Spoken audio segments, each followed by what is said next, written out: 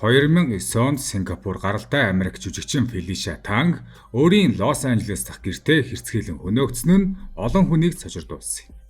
Тэр нүцгэн байдалтай бүх биеэрээ 320 хүртэл тоологдох хазуулалт түлэгдэлд хутгалуулсан гэмтэлтэй олдсон.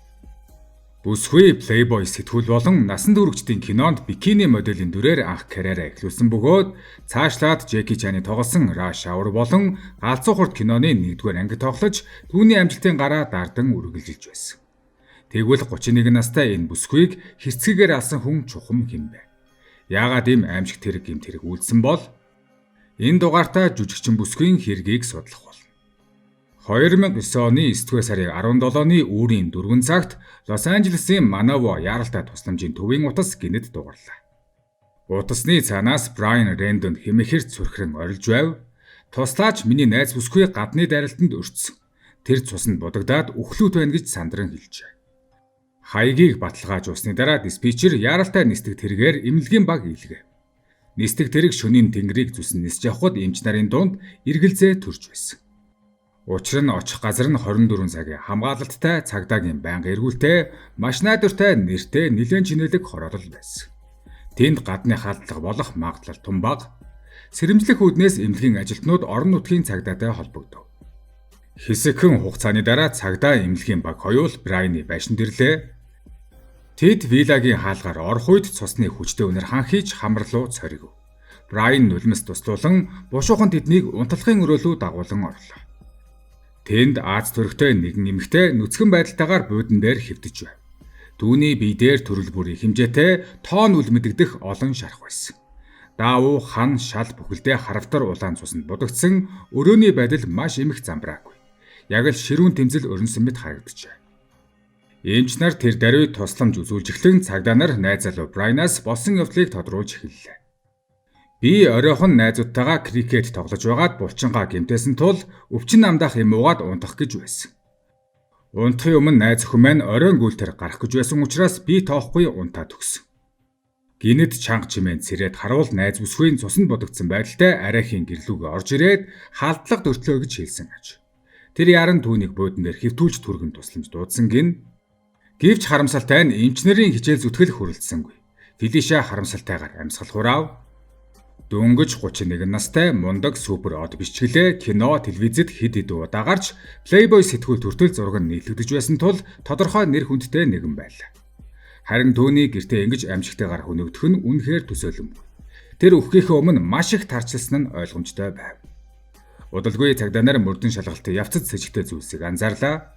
Хэрв Фелиша гадуур байхдаа халдлагад өртөөд цусаа гожуулан байж гэртээ гүж орсон бол хаалга, коридор, шат гэх мэт гарцаагүй дайрах хэсгүүдэд цусны мөр байх ёстой. Гэвч унтлагын өрөөнөөс бусад хэсэг нь цэвэрхэн нэг тусалж цус олдсонгүй. Мөн тэр бүс нутгийн 24 цагийн хамгаалалттай хорооллын бүх камерыг шалгасан ч ямар ч сэжигтэй зүйл харагдсангүй. Түүнчлэн ослын өмнөх өдөр Фелиша виллагаас гарч буй бичлэгч байхгүй байв. Мөн шүүх эмнэлгийн шинжилгээгээр түүний биенээс 300 гаруй шарх илэрсэн байна.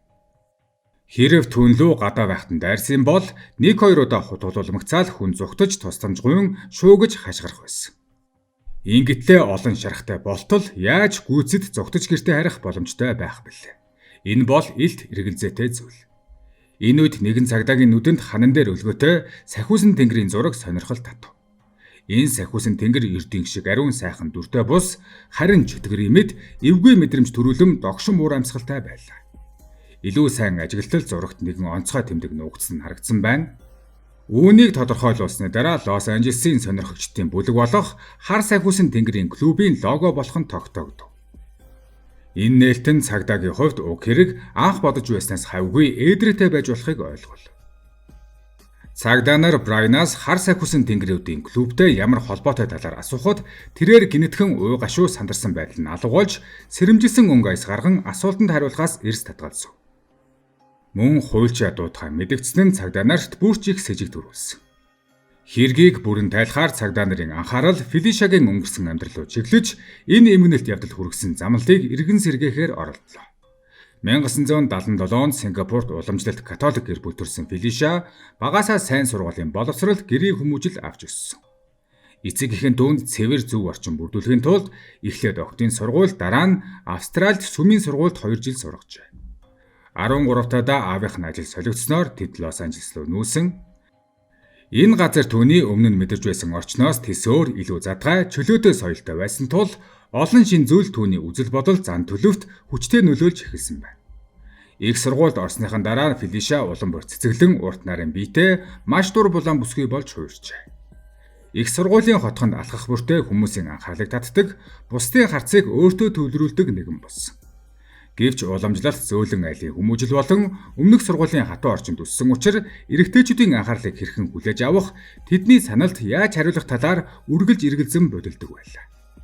Нэг өдөр хичээлээсээ тараад дотор байр руугаа алхаж явах үед нь Харпер нэртэй хар арьц сургуулийн залуу түүн рүү төхөж ирэв. Тэд ижил курс сурдагч мэрэгжил нь өөр байж залуу чин сэтгэлээсээ хандаж хятад соёлд их сонирхолтой гэдгээ хэлээд түүнээс хятад хэл зааж өгөхийг хүссэн байна. Шинэ орчинд дасан зохицож буй Фелиша хэсэг эргэлзсэн ч залуугийн цайлхан илэн далангүй занг хараад эцэстэн зөвшөөрчээ. Тэр цагаас хойш хоёр залуу сурах өрөө талбай кампусын нуурын хажуудгээд байнга уулздаг болов. Харперийн нөлөөгөөр Фелиша аажмаар илүү нээлттэй болж эсрэг хүснтэй хэвийн харилцах зоригтой болж эхэлв. Гэвч энэ сайхан мэд санагдах найзлал аажмаар өөрчлөгдөв. Нэг өрөө Харпер түүнд хугархай хятад хэлээр хайрын шүлэг уншиж сэтгэлээ илчилсэн. Фелиша хэсэг тэнэгэлсэн ч эцэстэн дуугийнхан түүний сэтгэлийг зөвшөөрж тэр хоёр дотносож эхэлв. Гэвч удалгүй Харпер жихэн төрхөө харуулсан юм. Гадаад талаасаа гэгээлэг цайлган дүртэй энэ залуу үнэндээ мансуурал архитын согтууралт зодоон дээрлэхэлт үлдэх дуртай хоёр нүртэй нэгэн байлаа. Тэд дотн харилцаатаа болсны дараа Харпер хэлэхдээ сүүлийн үед мөнгө жаахан дутуу болчихлоо. Ийм сайхан биетэй юм чи бие үнэлэх газарт ажиллаад жаахан мөнгө олчих. Хоёулаа зэрэг ажиллаж мөнгөтэй болвол чи ч гэсэн сайхан амьдрах болно тийм үү гэж. Энэ үгийг сонсоод Фелиша цочирдон хөжиж орхив. Түүний найз залуу ийм хүн байсан гэдэгт итгэж чадахгүй байлаа. Гэвч дарамт шахалт уруу таталтанд навтаж эцэстээ түүнийг дагсан юм. Зөвхөн 2 жилийн дотор урдын тун гим хоргүй гинэн охин байсан тэрээр бие үнэлтэнд орж тамхи, арх, мансууруулах бодис өдөр тутмынх нь хэрэглээ боллоо.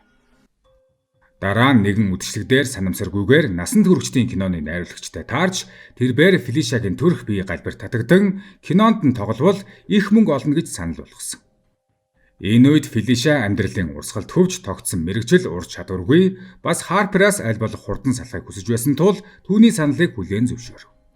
Гэхдээ бас материаллык хангалуун амьдрах шунал нь улам нэмэгдэж байсан тул порно кинонд тоглож эхэлсэн ч улаан дэндүүний ажлаа орхисонгүй.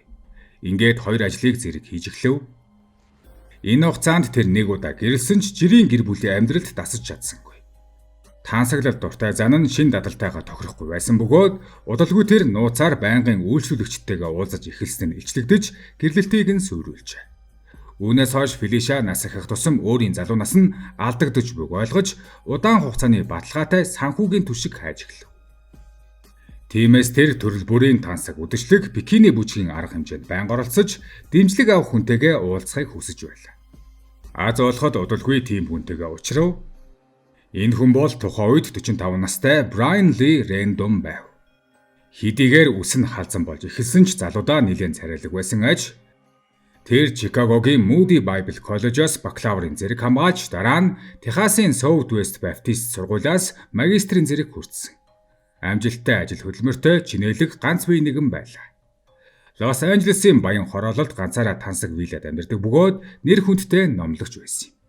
Эхэндээ Брайан тун халамжтай зөөлөн хүн шиг санагдаж түүнийг өндөр зэрэглэлийн арга хэмжээнд дагуулж явдаг, аяллууд хийдэг, амттай хоол амтлуулдаг, үнэтэй бэлгүүд барьдаг байлаа. Фелиша энэ сайхан мэд мэдрэмжинд умбан жаргаж явсан ч удалгүй энэ нэрийн жинхэнэ төрх ил болж эхлэв. Гадаа талаасаа буурсууртай сэтгэл татам номлогч харагдавч хувийн амьдралдаа тэр жинхэнэ гаж донтон байж. Түүний Фелишаг сонгосон зорилго нь бүсгүйн бараг төгс биеийг сүйтгэх хүсэл байв. Та буруу сонсоогүй. Брайан төгс зүйлсийг эвдэж захирах мэдрэмжинд таашаал авдаг нэгэн байсан. Тэд дотн харилцаанд орох бүрт Фелиша хөх няц шарах сорив болж үлддэг бөгөөд дараа нь Брайан асар их хэмжээний чекээр түүнийг тайвшруулдаг байв. Энэ бүхэн цааш давтагцаар л байлаа. Фелиша хожим харамсаж байсан ч энэ чинэлэг эрийг алдах хүсэлгүй, нөгөө талаас мөнгөөр даллаж гажийн нэрийг орхиж чадахгүй л байлаа. 3 сарын дараа Фелишагийн бие улам бүр шарах сорвоор дүүрч тэр эцэст нь ойлгов. Хэрвээ Брайанаас салж чадахгүй бол нэг л өдөр түүний гарт амиа алдах нь гарцаагүй. Фелиша зогтох гэж оролдож байгааг мэдсэн Брайан түүнийг зүгээр орхивол болохгүй гэдгийг ойлгож бүрэн мөсөн хорхоор шийдэв. Тэр түүнийг гэртээ түгжиж хүсснээр доромжлон тамлж эхэлсэн байна. Нэгэн өдөр Брайан энэ тоглоом удахгүй эдэр сүйдэх гэж байгааг мэдэрч сүүлийн удаа галзуурхаар шийджээ. Тэр Фелишад хар сахиусан тэнгэрийн клубээс авч ирсэн тусгай төрлийн мансууруулах бодис өгсөн байна. Удалгүй эмийн нөлөөгөөр Фелиша өөрийгөө хянах чадваргүй боллоо хэт донцсон хагас ухаантай байдалд оров. Бие нь цус шарахаар дүүрэн байсан ч тэр юр бусын идэвхтэй болж бүхнийг даган хүлээж авсан нь Брайанд урд хожид мэдэрч байгаагүй дээд цэгийн сэтгэл ханамжийг өгчээ. Гэвч эмийн нөлөө арилсны дараа Фелиша бүр мөсөн сольтож дахин хизээж сэрсэнгүй. Сандарсандаа үнэн зөвөө ялгахгүй болсон байдлыг нуухын тулд зохиомл үлгэр ярьж олон цорхотой худал үгсээ эвлүүлэн ярьсан нь тэр. Харамсалтай цагдаа нар түүнд ингэж амархан мэхлүүлэхгүй. Ийм тодорхой нотолгоон дээр Брайан юу ч хэлж чадаагүй. Мөрдөгчд түүнээс хар сахиусан тэнгэрийн клубын талаар лавшруулан асуухад Брайан хариулахаас эрс татгалцсан. Энэ нь цагдаа нарт түүнийг үннийг нууж байна, мөн хамгийн өндөр магадлалтайгаар буруудан мөн гэдэгт бүрэн итгэл төрүүлсэн. Нотолгоо хангалттай байсан тул хэрэг шүүхийн шатанд шилжиж, шударга ёс ба эрх мэдлийн хоорондын жинхэнэ тулалдаан эхэллээ. Брайан олон жилийн турш тухайн бүс нутагт өргөн хүрээний танил нөлөөтэй хүмүүсийн сүлжээ байгуулсан байсан тул тэр асар их мөнгөөр Лос Анжелесийн хамгийн шилдэг хуульчдын багийг хөөсөллөө. Энэхүү хуульчдын багийн нэр хүнд маш өндөр, баян чинэлэг хүмүүст үйлчилдэг хамгийн төвөгтэй хэрэгүүдийг ч олонтоо ялалтаар тусгаж байсан туршлагатай хуульчид байв. Тэд нотлох баримтын хэлхээний сул талууд хууль зүйн процедурын сорхог ашиглаж хэргийн урсгалыг өөрчлөлтөө нэн гарчсан жинхэнэ хүчирхэг баг байлаа. Шүүхийн эхний өдөр өмгөөлөгч довтлогоонд орж цагдаа нарын анхны газар дээрх үзлэгийн ажиллагаа журмын дагуу хийгдээгүй, зарим цусны толб стандарт хугацаанд тэмдэглэгдээгүй нь бохирдлын эрсдэлтэй байж болно хэмээн мэдэгдэв. Ингэснээр нотлох баримтын хүчин төгөлдөр байдлыг сулруулахыг оролдов. Прокурорын тал Фелишагийн задлан шинжилгээний гэрэл зургуудыг шүүхэд танилцуулсан бөгөөд түүний бие дээр 320 хүртэл шарах илэрсэн байв. Үүнд худганы шарах түлэгдэлд хадсан сорив болон янз бүрийн хөхөрсөн мөрөөд багтаж байсан. Эдгээр шарахны байрлал эдгэрэлтийн үе шат нь Фелиша өгөхөөс өмнө удаан хугацаанд хүчтэй хүчирхийлэл гэмтэл авсаар ирснийг харуулж байв. Мөн цагдаа нар шүүхэд мэдүүлэхдээ Брайан нь Black Angels Club-ын өндөр түвшний гишүүн байсан бөгөөд ийм төрлийн үйл ажиллагаанд тун идэвхтэй оролцдог байсан гэж хэлв. Хохирогчийн бие дээрх олон төрлийн гэмтэл болон өрөөнд 3 дахь хүн орж гарсан ямар ч улмөр байхгүйг харгалзан тэдэнд Брайан алуурчин байсан гэж үзэх хангалттай үндэслэл байлаа. Гэвч өмгөөлөгч үүнийг няцааж Брайан өнгөрсөнд Black Angels Club-ын гишүүн байсан явдал нь түүнийг шууд алуурчин болохгүй бөгөөд 3 дахь хүн байхгүй байсан нь үхэл нь хүн амны хэрэг гэдгийг батлахгүй гэж мэдэгдэв. Өмгөөлөгчийн хэлснээр Фелишагийн жинхэнэ үхлийн шалтгаан бол хууль бус антидепрессивын хит хэрэглээ байсан бөгөөд ийм бодисууд нь амьсгалыг дарангуйлж хэтрүүлэн хэрэглэл ухаан балартах, бие хянах чадвар алдах зэрэг шинж тэмдэг илэрдэг аж. Мөн Фелишагийн нэг найз нэлэгтэй найзыгаа тэр эмийг бүхэл савтай нь ууж чаддаг, мөн үхэхээс өмнө байнга ихээр хэрэгэлдэг байсан гэж мэдүүлжээ. Өмгөөлөгч цааш нь Фелиша бол хүнд хэлбэрийн мансууруулах бодисын донтолттой байсан. Эдгээр хүчин зүйлсийн нэгдлийн улмаас түүний зан үйл бүрэн хяналтаас гарсан урьдчилан таамаглах боломжгүй болсон гэж тайлбарлав. Үүнийг нотлохын тулд хэд хэдэн шинжээч гэрчийг дуудсан. Нью-Йоркийн сэтгцэн эмч Дэвид Макдуэлл хохирогчийн биенээс өндөр тунтай антидепрессант илэрсэн, түүнчлэн түүний мансууруулах бодисын хэрэглээний түүх нь үхэл түргэх бодисын хит хэрэглээ ихтэй байсан гэж үзэх нь үндэслэлтэй гэж. Тэр мөн Брайаны 911 лөө залхахтаа хэлсэн миний найз охины нэг гар нь унсан байдалтай гих тодорхойлолт нь хард амиг хэтрүүлэн хэрэглэсний нийтлэг шинж тэмдэгтээ нийцэж байна гэж нэмж хэлв. 911-ийн диспетчер тухайн өдөр бүсгүй биеийн байдал ямар байдалтай, мөн хаана ямар байрлалтай байна гэж асууж байсан аж. Энэхүү бичлэг нь үлдсэн байсан. Хүчирхэг их мөнгөтэй хуульчдын багтай тулгарсан ч прокурорын тал ухарсангүй. Тэд маргаантай бүхэл асуудлыг нэг бүрчлэн нэцаав. Нэгдүгээрт задлан шинжилгээний дүгнэлт Фелишагийн үхлийн шалтгаан бол амьсгал боогдсон буюу бактери нас барсан болохоос эмийн хит хэрэглээ биш гэж тодорхой заасан байв.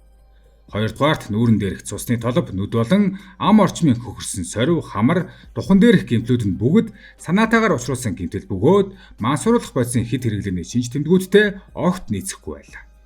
Гисэн эдийч шүүх ихнээсээ л шударах бус байсан. Ихэнх тангарахтны шүүгчид Брайны амьдардаг чинэлэг дүүргээс сонгогдсон байсан. Тэдний зарим нь Брайнтай бизнесийн холбоотой эсвэл өмнө нь түүнээс тус хүртэж байсан хүмүүс байсан. Нэмжлэхэд өмгөөлөгчдийн баг Брайныг хамгаалахын зэрэгцээ Фелишагийн хувийн зан чанарыг тасралтгүй гутаанд оромжилж түүнийг завхай мансуурсан эмэгтэй болгон дүрслэхийг оролцсноор тангарахтнуудын нүдэнд хохирогчийн дүр төрхийг сулруулахыг хичээж байв. Эцэст нь шүүгч Брайан Рандонг хүн амны хэрэгт гэм буруугүй гэж шууд цагаатгалаа. Шийдвэрийг сонсон даруйд прокурор асар их ялагдал аргагүй хөтлийн царайтай болж хэргийг тэргүүлэх мөрдөгч цагта толгой сэгсрэн санаа алдав. Тэд алуурчин яг нүднийх нь өмнө байгааг мэдж байсан ч ийм шудраг бус шүүх хурлын улмаас хохирогчийн төлөө жихэн ёсороо тэмцэж чадсангүй. Фелишагийн гэр бүлийнхэн шүүхийн танхимаас гараад цүрхрэн уйлж байлаа. Эцэст нь энэхүү хэргийн явцад шудраг ёс эрх мэдэлд ялагдсан юм. Үнэн дээр Фелишагийн амьдрал огцом эргэлттэй байв. Уламжлалт дорны гэр бүлийн дуулууртай охноос тэр ердөө хэдхэн жилийн дотор Америкт биеэ үнэлэгч болж хувирсан. Энэ өөрчлөлтийн хурд цар хүрээн түүний хувь заяаны цаад шалтгааныг эргцүүлэхэд хүргэнэ. Түүний гэр бүл илүү сайхан амьдрал хөгжлийн өргөн боломж хайж Америкийн нэгдсэн улс руу цагаажилсан ч Фелишагийн хувьд энэ нь амьдралынх нь мөрөж эхлэх цэг нь болсон. Сингапураас Америкийн нэгдсэн улс хоёр тэсвэр соёлын орчин нийгмийн уур амьсгал түүний гимзэмгүй ариун сэтгэлийг дарангуйлж бүхнийг нь оронгоор нь эргүүлсэн мэт. Сингапурт тэр уламжлалт католик гэр бүл төсөж эцэг ихийнх нь хадуу хүмүүжил ёс суртахууны үнэт зүйлс түүнийг даруухан хүндэтгэлтэй дэг журамтай хүн болгож төлөвшүүлсэн. Гэвч Америкийн нэгдсэн улсад ирмэгцээ чөлөөтэй нээлттэй соёл шинэ үзэл бодлын тасралтгүй урсгал нь түүнийг ажмаар өөрийгөө алдахад хүргэсэн. Энэ өргөн соёлын зөрүү үйл үзэгдэх хутга мэд түүний өнгөрснийг тас хэргэж шинэ орчинд түүнийг төөрөгдөлд оруулж эхлэв. Сэтгэл зүйн хувьд Фелиша цуурал цохилтуудыг амссан. Гэр бүлийн уламжлал багасаа зөвхөн охтын сургуульд сурсан онцлогоосоо болж тэр эсрэг үстэнтэй харилцах туршлага дутмаг байсан тул даалт хорлолыг ялган таних чадваргүй байв.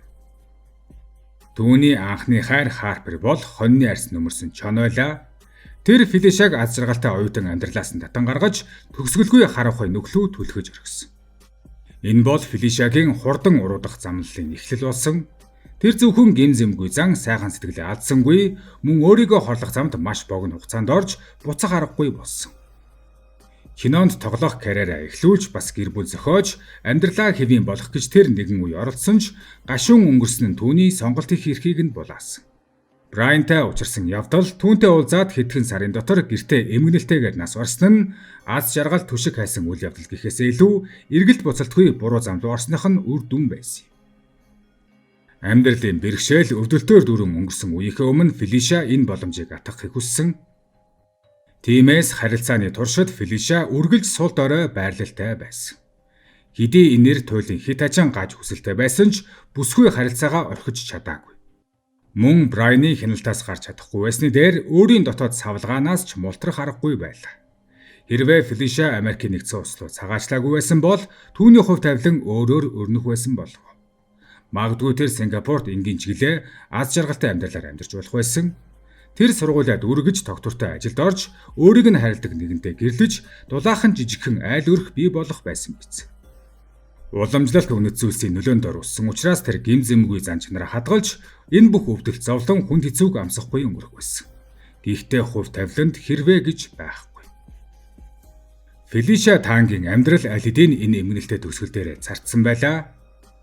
Түүний түүх толимт бидэнд амьдралын тогтворгүй хувь тавилангийн хэрцгий байдлыг харуулж нийгмийн орчин сэтгэл хөдлөлийн сул тал хувь хүний ахархан сонголт хүний ирээдүйд ямар асар их нөлөөтэйг ойлгуул.